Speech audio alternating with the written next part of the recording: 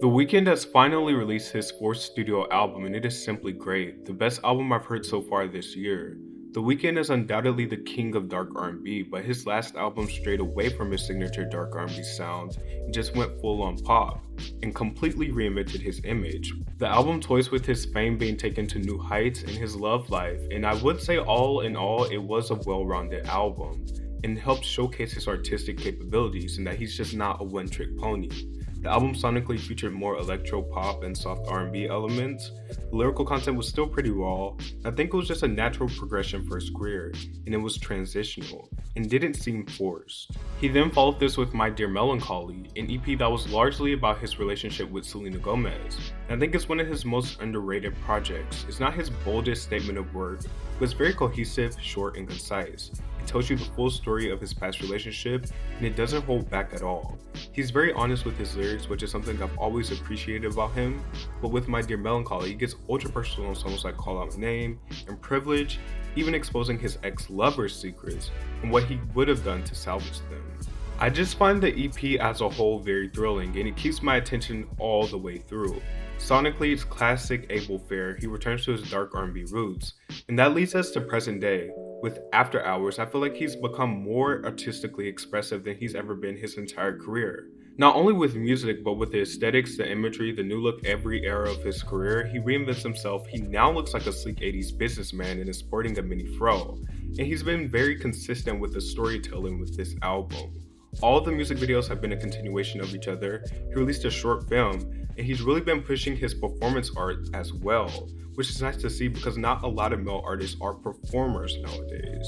But he appears to actually be taking the initiative to grow as an artist. He kicked off After Hours with a trap banger titled Heartless, which feels more like a post-breakup song as much as it wants to be a club banger. It's like the moment where you're in denial and you're like, you know what, them, I don't need them. And then Blinding Lights is an 80s synth pop banger, and it's like the other emotion that comes with wanting to be heartless, when you realize you actually miss them, and it's not as simple as just erasing them from your memory. And he conveys the emotions so well. After Hours as a whole showcases a much more emotionally attached Weeknd. His past lyrics and expression in his music, if you analyze them, could come across as a bit cruel and selfish pertaining to the way he was treating people. But with After Hours, he's extremely remorseful and takes all accountability for his wrongdoing. But he's also very noble about it. There's not much bitterness or resentment within the subject matter that could be said for his last effort, My Dear Melancholy. He tends to self-reflect and focus on the positive things that happened in his relationship with After Hours. This album is largely about Bella Hadid, obviously, and it's interesting seeing the contrast because in My Dear Melancholy, which was about Selena Gomez, he depicted her as a selfish lover. In After Hours, he depicts himself as a selfish lover. Now that we got the subject matter out of the way, let me say the production on this album is absolutely flawless. It's amazing. There's a hybrid of 80s synth pop, trap, and his dark R&B roots. His vocal performance is astonishing and very compelling.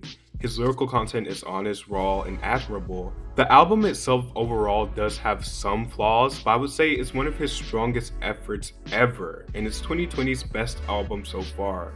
He's the most promising male pop star of this year. I would also like to comment on how he effortlessly switches genres, which can be seen with the singles off this album.